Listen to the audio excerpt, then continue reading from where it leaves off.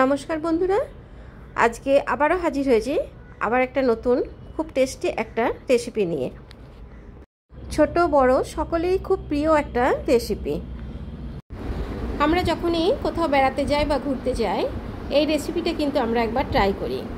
তো সেই রেসিপিটাই আমি তোমাদের সঙ্গে শেয়ার করব বলে এসেছি, দই বড়া রেসিপি।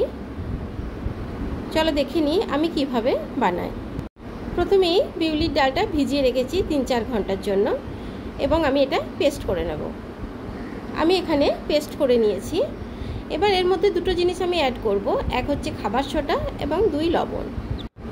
এই দুটো জিনিস মিশিয়ে খুব ভালো করে ফেটিয়ে নিতে হবে, এবং আমি 10 মিনিটের জন্য রেস্টে রেখে দেব। আমি বিউলি ডাল বাটাটা 10 মিনিটের জন্য রেস্টে রেখে দিলাম। এবার যেটা দেখাবো সেটা হচ্ছে 2 রকমের চাটনি। আমরা এই চাটনি বানানোর অভাবে দই বড়া বা পাপড়ি চাট এগুলো কিন্তু সবসময় বানিয়ে খেতে পারি না।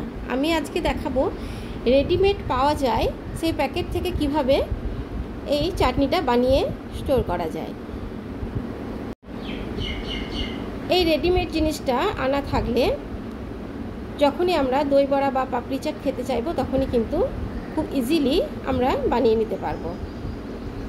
এই তেঁতুলের চাটনিটা এইভাবে ড্রাই আকারে পাউডার আকারে পাওয়া যায়, তো সেটা আমি 3 চামচ নিলাম এখানে।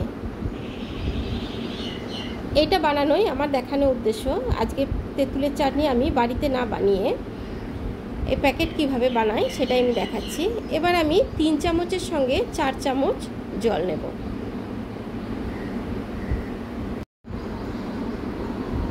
এবার জল এবং ওই তেঁতুলের পাউডারটা খুব ভালো করে মিশিয়ে নিতে হবে।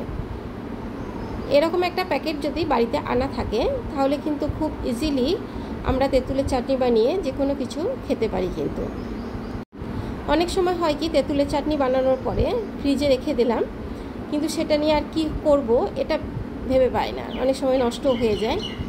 তো এরকম পাউডার আকারে থাকলে নষ্ট হবার ভয় থাকে না। এবার এটা 3 থেকে 5 মিনিট ফুটিয়ে নেব। এই 3 থেকে 5 মিনিট ফুটিয়ে নিলেই কিন্তু চাটনিটা আমার রেডি। আমার যেটুকু প্রয়োজন আমি সেটুকুই করলাম, আবার বাকিটা প্যাকেটে রেখে দিলাম, পরে ব্যবহার করব। তো এখানে দেখতেই পাচ্ছ হয়ে গেছে। একটু ঠান্ডা করে আমি একটা কাঁচের বলে ঢেলে নিলাম। এবার যেটা দেখাবো সেটা হচ্ছে ধনেপাতা এবং পুদিনা চাটনি।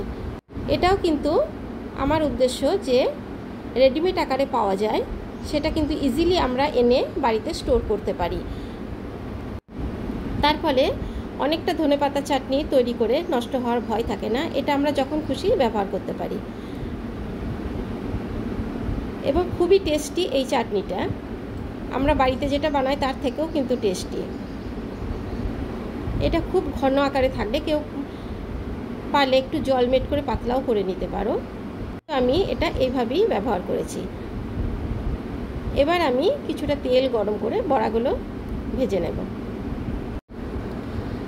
এই দই বড়া করার সময় এই যে বিউলির ডাল বাটাটা কিন্তু একটু টাইট করে বাটতে হবে। যখনই আমরা মিক্সিতে বাটবো বা শিলে বাটবো, জলের ব্যবহারটা কিন্তু কম করব। একটু পাতলা হয়ে গেলে কিন্তু বড়াগুলো ঠিক এরকম গোল গোল হবে না। আর কারোর যদি বিউলির ডাল বাটা পাতলা হয়েই যায়, তো তখন তো আর কিছু করার থাকে না, তখন আমরা এর মধ্যে বেসন মিশিয়ে নিতে পারি। বেসন মিশিয়ে কিন্তু বেশ কিছুটা ঘন হয়ে যাবে এবং বড়াগুলো এরকম গোল গোল হবে। সেক্ষেত্রে কিন্তু টেস্টটা একটু ফারাক হয়ে যায়। এখানে সবগুলো ভাজা হয়ে গেছে। এবার এখানে কিছুটা জল নিচ্ছি, এবং এই জলের মধ্যে সামান্য লবণ দিয়ে দেব, কারণ বড়াগুলো আমি 5 মিনিটের জন্য ভিজিয়ে রাখবো। এতে হয় কি, বড়াটা ভীষণ সফট হয়ে যায় এবং খেতেও খুব ভালো লাগে।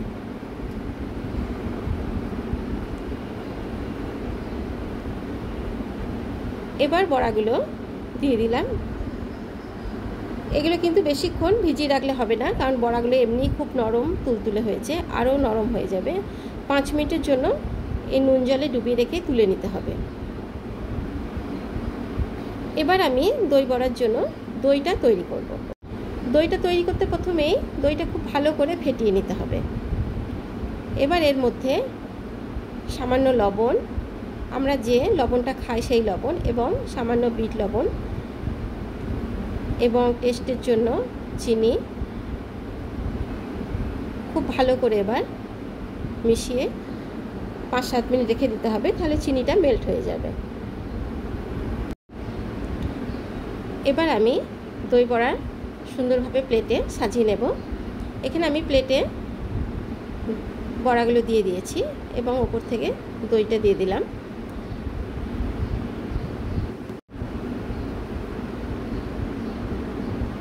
এবার তেঁতুলের চাটনিটা দিয়ে দেব।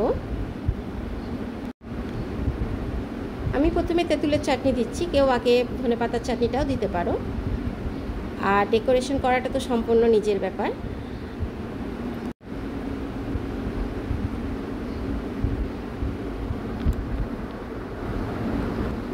এবার ধনেপাতার চাটনিটা দিয়ে দেব।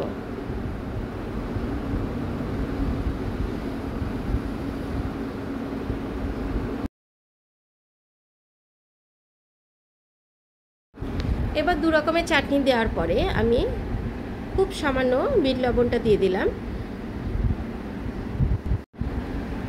এবং একটা ভাজা মশলা আমি আগেই করে রেখেছিলাম। এটা হচ্ছে জিরে এবং শুকনো লঙ্কা কড়াইতে গরম করে সেটা গুঁড়িয়ে নিয়েছি, এটা ছড়িয়ে দিলাম এবং কিছুটা চাট মশলা দিয়ে দিলাম উপর থেকে। এই পরিমাণগুলো কিন্তু সম্পূর্ণ বুঝে দিতে হবে। কিছুটা আনার দানা দিয়ে দিলাম,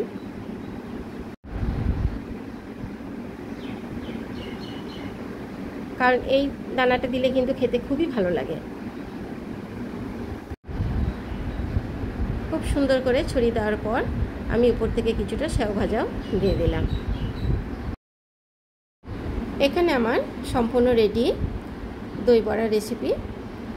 আমার এই রেসিপি যদি ভালো লাগে তো অবশ্যই আমার চ্যানেলকে একটা লাইক এবং সাবস্ক্রাইব করে নিও এবং কমেন্টস করতে ভুলো না যে কেমন লাগলো। তোমাদের একটা লাইক এবং কমেন্টস কিন্তু আমাকে খুবই ইন্সপায়ার করে নতুন রেসিপি বানানোর জন্য। আমার এই ভিডিও সম্পূর্ণ দেখার জন্য অনেক অনেক ধন্যবাদ।